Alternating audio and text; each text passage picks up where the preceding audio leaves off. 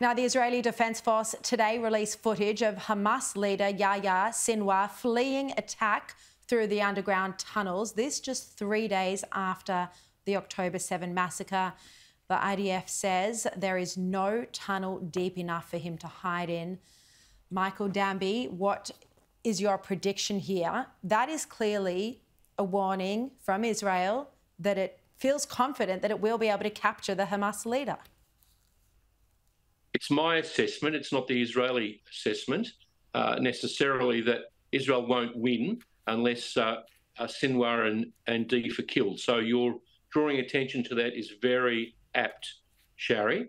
But we've got nearly the whole world, including David Cameron, the British Tory foreign minister, the Guardian here, crikey, all of them saying, oh, they can't go into Rafah. I mean, imagine these people telling Monty, standing on the Rhine, oh, we can't drive into Berlin. We're too scared of what will happen to German civilians. It's a war. It's an existential war. They are fighting for their existence. Hamas has promised to do October 7 again and again and again. And I don't care whether Eric Beecher at Crikey or Lenore Taylor at The Guardian can't understand it. I'm so pleased the Israelis are in control of their own destiny themselves. They have to be careful of civilians. They have to have humanitarian corridors. They have to listen to the International Court of Justice. But above all, they have to defend themselves against this kind of barbaric behaviour of Hamas. Michael, we also read in the Daily Telegraph today that a Sydney mum is terrified to leave her home. She's worried about the safety of her infant daughter because her personal details were published online by these aggressive pro-Palestinian activists. She's already received hate messages, swastikas embedded in them, calling her a cancer, referring to her daughter.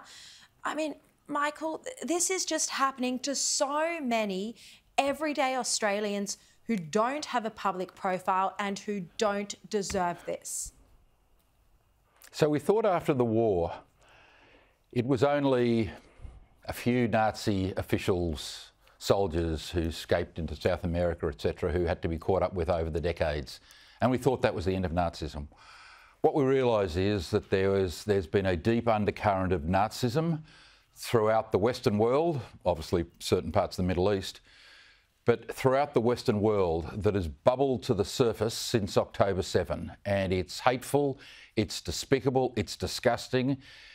And what we need after the war is over and after Israel have defeated these Palestinian savages is probably for the world leaders of the democratic world, or their attorneys general at least, to get together to say, listen, there has to be worldwide legislation, pressure the UN, etc. But there has to be worldwide uniform legislation to stop this Jew hatred ever happening again. And in Australia, Sharri, these anti-doxing laws should be retrospective. Most Liberals don't like retrospective legislation, but in this case, these Jew haters knew exactly what they were doing. These people are filled with a vile hatred of Jewish people. It is a sickness that's in our society. And the only way to deal with these people is to have retrospective legislation to deal with these people, because this is a sickness and these people are sick. And to allow them to keep doing that is disgusting. It brings great discredit on this country. We are the cancer amongst Western nations with America and Britain because of these anti-Semitic Jewish hatred demonstrations where people have called for the annihilation of Jews. So, yeah, anti-doxing legislation needs to be brought in, and it needs to be immediate, federal and state, and it needs to be retrospective. Yeah, well, completely agree with you. I don't think we have any hope in it being retrospective, if only. And if only they could bring the laws in soon. We wait and see.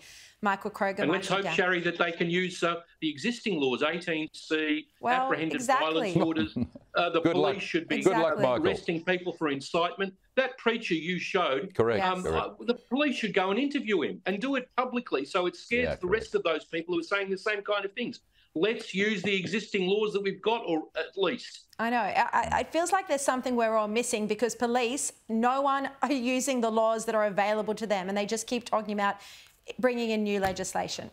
We're out of time. Michael Kroger, Michael Danby, thank you both so much.